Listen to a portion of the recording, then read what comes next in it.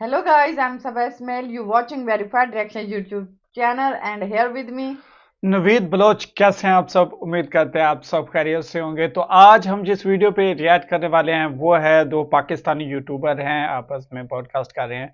4 major differences India versus Pakistan. जी हाँ, India versus Pakistan से रिलेटेड एक बेहतरीन वीडियो के साथ हाजिर हैं।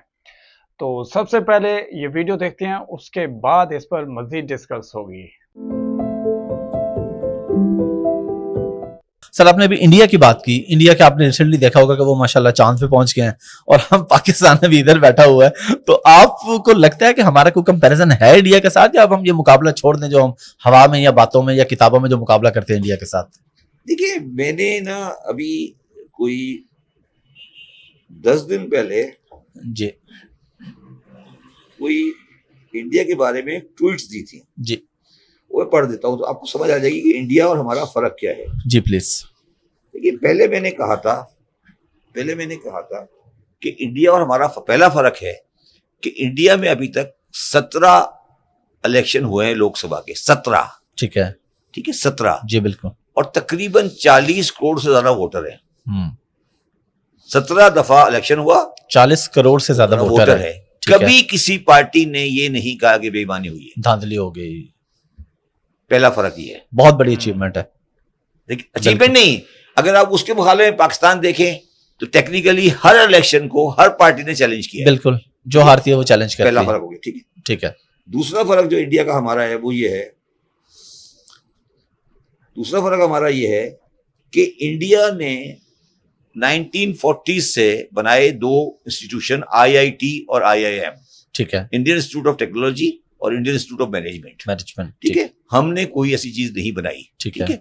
आज आईआईटी के जो ग्रेजुएट्स हैं, जो कि आईआईटी से पढ़े लिखे हैं, जिसमें एक इंफोसिस वाले भी हैं, जो साहब है जिन्होंने जिनकी बेटी इस वक्त इंग्लिश प्राइम मिनिस्टर की बीवी है। ठीक है। जी जी, ये उसकी बेटी है ना, इंफोसिस वाले की। जी जी, ठीक है ना। उनकी एक्सपोर्ट आईटी की जी $100 बिलियन से ऊपर है। 200 के करीब पहुंचने वाली है। ठीक है। $200 बिलियन। ठीक है। ठीक है। वो सब आईआईटी के प्रोड्यूस्ड है। ठीक है। ठीक है। और यहां वहां से निकले। ये दूसरा फर्क है। ठीक है। तीसरा फर्क है कि हम बड़ी मुश्किल से, बड़ी जान मारकर 30-40 लाख टैक्स पेयर बना सके। ठीक है। उनका टैक्स पेयर है 6 करोड़ 70 लाख। ह्यूज। 6 करोड़ 70 लाख। सिर्फ मोदी की गवर्नमेंट ने 5 करोड़ टैक्स पेयर ऐड किया है। 5 करोड़ टैक्स पेयर ऐड हुआ है इन द लास्ट 8 ईयर्स। उनका टैक्स टू जीडीपी रेशियो 17% है। हमारा टैक्स टू जीडीपी रेशियो 10 से नीचे चला गया है। ठीक है। अब आगे चले प्लीज। ठीक है। दूसरा फर्क हो गया। चौथा फर्क है सिंप्लिसिटी।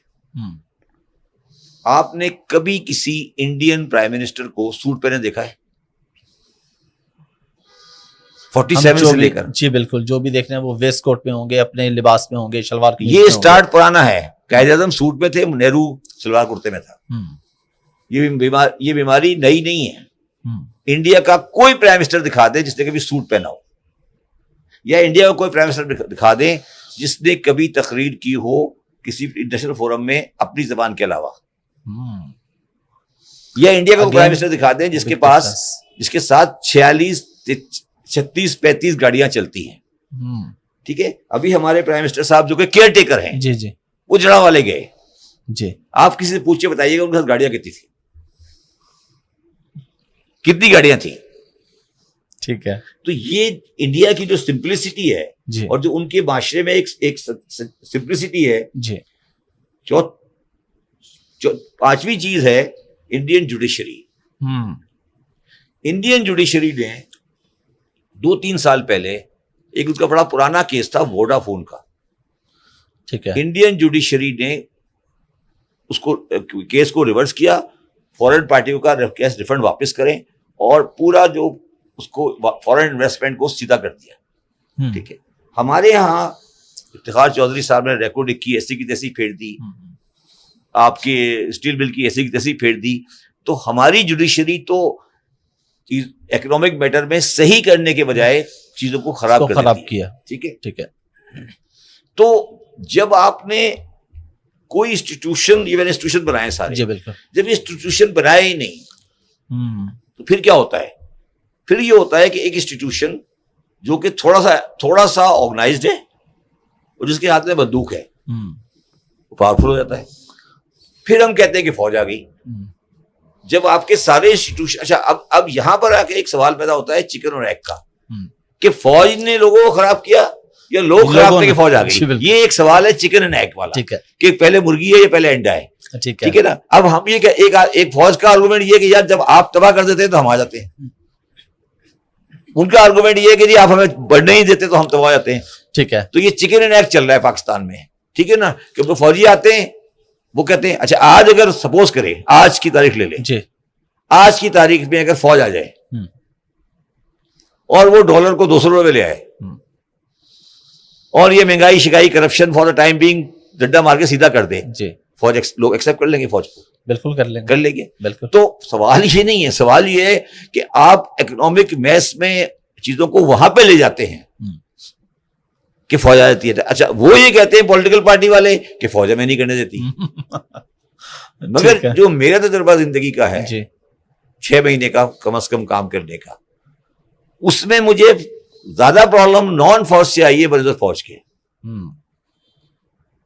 उनके अपने बहुत बड़े बड़े मसाइल हैं, बट बुनियादी मसले हमारे चीजों। अच्छा इसमें जो चीज हम समझते नहीं है वो ये है कि पाकिस्तान में जो बिजनेसमैन है और जो पाकिस्तान में जो कारोबारी है, ये इंटरनेशनल कॉम्पिटिटिवनेस के साथ डील ही नहीं करना चाहता। अगर कोई मुझसे आज ये पूछे ना कि इंडो पाकिस्तान ट्रेड की सबसे बड़ी रुकावट कौन है, मैं कहूंगा पाकिस्तानी बिजनेसमैन। अच्छा जी, अगर इंडो पाकिस्तान ट्रेड खुल जाए और तो ये इनमें से आधे जो है ना ये वापस दुकानदार बन जाएंगे, ये परचून की दुकान चलाएंगे ये, क्योंकि एक तो इनका साइज नहीं है और इन्होंने डाइवर्सिफाई नहीं किया, इनोवेट नहीं किया, पैसा नहीं लगाया, मतलब पैसा नहीं लगाया। जी जी समझ गए, ठीक है ना। तो अगर आप फैक्ट्रियां देखें, उनके हालात देखें और उनके घरों के हालात देखें तो बड़ा नजर आए, आपको फर्क नजर आएगा, बिग डिफरेंस। एग्जैक्टली।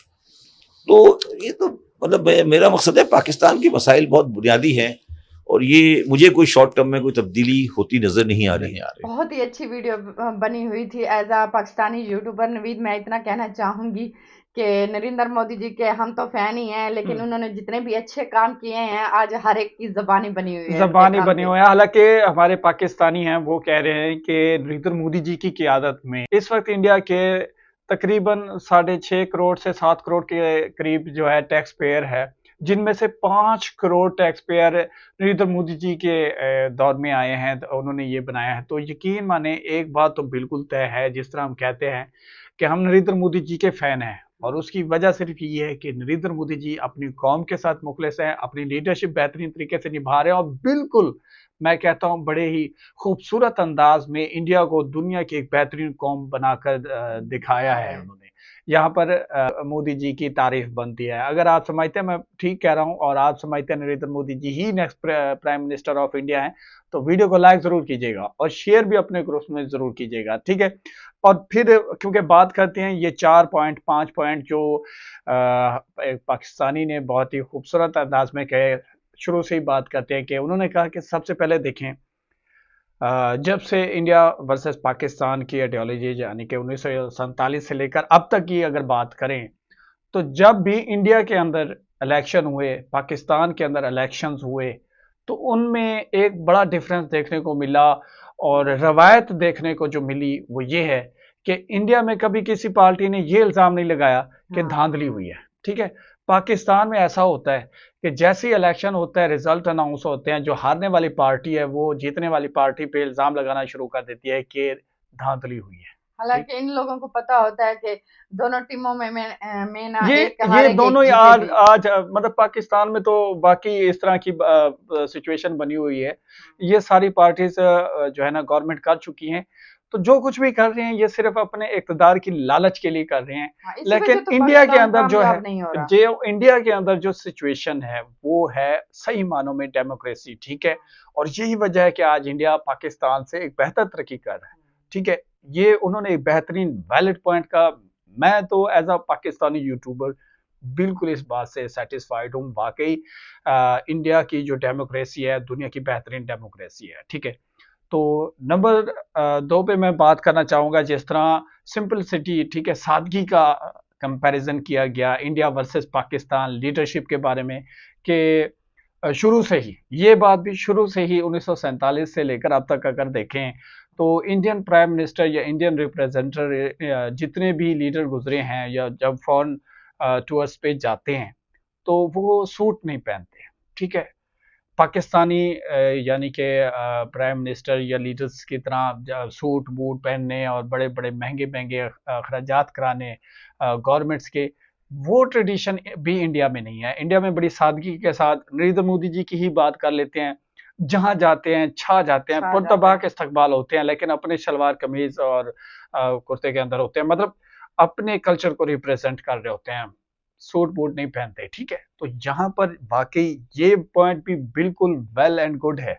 और फिर जिस तरह बताया गया आईआईटी यानी कि आईटी से रिलेटेड, जिस तरह इंडिया के अंदर तब्दीलियां लाई गई 1994 से 1994 से ही इंस्टीट्यूट बनाया गया आईटी को मज़ीद प्रमोट करने के लिए, आने वाली नस्ल को आईटी से एजुकेट करने के लिए। और आज उसका रिजल्ट ये है कि इंडिया के अंदर आईटी एक बेहतरीन मकाम बना चुकी है, आईटी हब बन चुके हैं, इंडिया के स्मार्ट सिटीज़ आईटी हब में कन्वर्ट हो रहे हैं। ओवरऑल मैं ये कहना चाहता हूँ कि क्योंकि आईटी की बात हो रही है तो एजुकेशन सिस्टम पे ये बात आती है। देखें, इंडिया और पाकिस्तान का एजुकेशन जो सिस्टम है, इसका जो फ़र्क है ये वाकई ज़मीन और आसमान का फ़र्क है। आज इंडिया दुनिया के 32वें नंबर पर है जो इंडियन एजुकेशन सिस्टम है, और पाकिस्तान ठहरा 164वें नंबर पे, बिल्कुल एंड पे बैठा है।